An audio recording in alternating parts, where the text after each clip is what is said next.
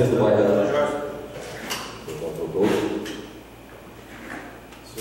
Senhor presidente, servidores desta casa, só a respeito desta questão do concurso que é colocada, eu quero dizer que a informação extraoficial que a comissão recebeu através de comunicado pessoal do assessor jurídico da administração é que o concurso tinha sido suspenso por problemas na liberação dos boletos bancários para pagar a inscrição, e então a empresa solicitou alguns dias para que fosse resolvida a questão da emissão dos boletos. Porém, no site da empresa que faz o concurso, foi publicado um edital de esclarecimento, né, sobre o fato, sobre a suspensão das inscrições. Então, qualquer pessoa pode acessar, né, no site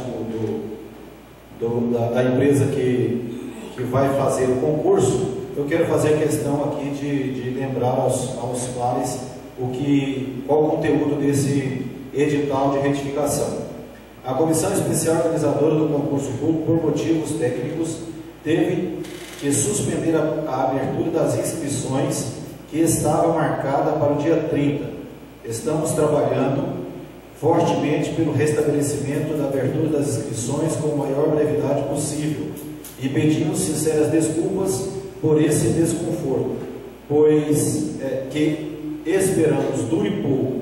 Nossos profissionais permanecem à disposição para atendimento pelo e-mail contato@omniconcursos.com.br e na linha telefônica 44 30 20 28 31. O novo período de inscrição e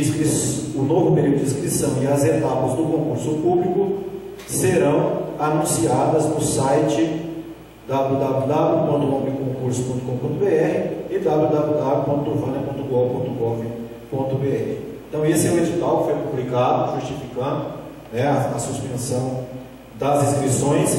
Isso não é incomum, isso acontece em muitos concursos, até mesmo em concursos de nível estadual, de nível federal, e tudo isso é comum acontecer. Não estou dizendo que é frequente isso acontecer, mas isso acontece.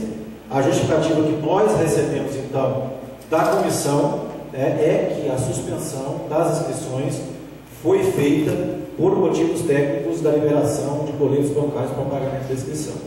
Então, essa é toda a informação completa que a comissão, né, de organizadora e de acompanhamento do concurso, composta de servidores do Poder Público Municipal, do Executivo Municipal, que o motivo foi esse, e todo esclarecimento que nós temos para fazer é esse. Obrigado, senhor. Muito obrigado pelo esclarecimento. Então, tendo uma regra, está declarado encerrado a presente sessão. Marcando outro para